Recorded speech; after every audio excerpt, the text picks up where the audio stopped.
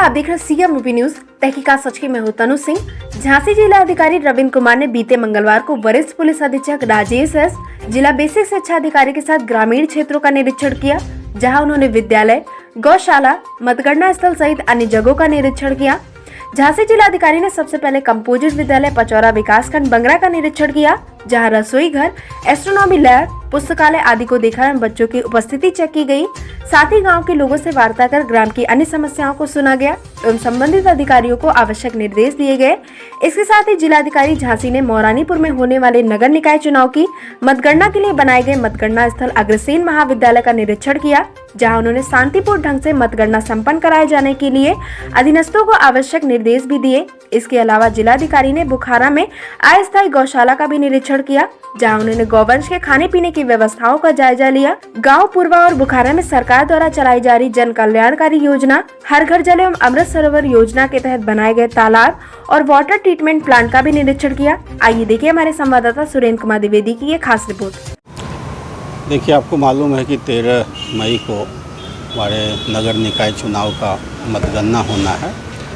इसकी चूँकि मतगणना तहसील स्तर पे होती है, तो मैं और एसएसपी साहब आज और कल में समस्त तहसील का निरीक्षण कर रहे हैं।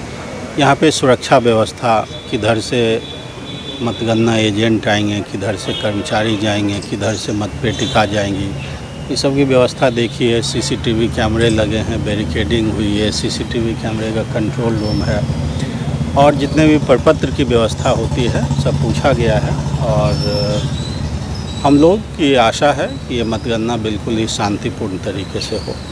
गौशाला का निरीक्षण किया गया है सर, क्या क्या चेक किया गया है, क्या कमियां पाई गई हैं? देखिए, अभी हम लोग विकासखंड मौरानीपुर के बुखारा गांव में हैं, जहां सबसे पहले हम लोगों ने अटल भूजल योजना के अंतर्गत निर्मित नई तालाब, जो कि अभी काम चल रहा है, वहां देखा।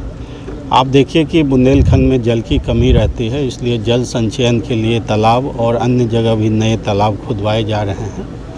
वहाँ हमने कुछ पेड़ लगा के गार्डन का रूप और जो वीडियो साहब हैं उनके द्वारा बेंच भी लगाया जा रहा है। इससे लोगों को जल संचयन के साथ साथ एक टूरिज़्म का भी प्रोस्पेक्ट मिलेगा।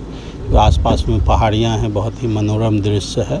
इसी गांव में गौशाला है। गौशाला में हालांकि स्पेस अच्छा है, तो हमने ये बताए हैं कि 1-2 और शेड मनरेगा या ग्राम निधि से लगाया जा सकता है। साथ ही साथ मुझे बताया गया है कि 4-5 एकड़ ज़मीन खाली है ग्राम सभा की, तो उसमें पेरेनियल ग्रास जैसे शंकर नेपियर हो गया, मोरिंगा हो गया, थॉर्नलेस नागफनी हो गया। चूँकि झांसी में ग्रासलैंड और फॉडर रिसर्च इंस्टीट्यूट है, वहाँ से हमने कुछ अन्य गांव में भी लगाए हैं।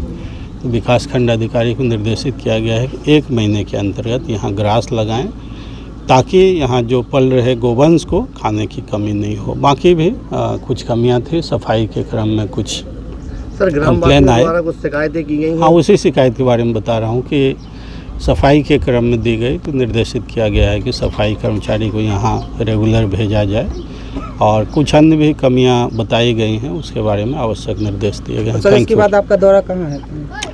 आज देखिए 2 तहसील का दौरा है, जिसमें तालाब से लेकर गौशाला से लेकर अभी मतगणना 13 तारीख को होना है नगर निकाय का, उसका स्ट्रॉन्ग रूम, जल जीवन मिशन का प्रोजेक्ट चल रहा है, जिसमें कि सरकार द्वारा हर घर नल जल देने की योजना है।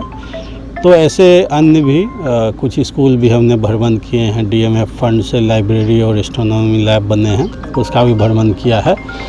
फिर अभी गेहूं दलहन तिलहन का क्रय चल रहा है, उसके भी केंद्र हैं। तो ये लंबी है, आज और कल में हम 4 तहसील कवर कर रहे हैं, ताकि जो ऑनगोइंग योजना है उसका निरीक्षण हो और कमियों का निस्तारण हो। Thank you.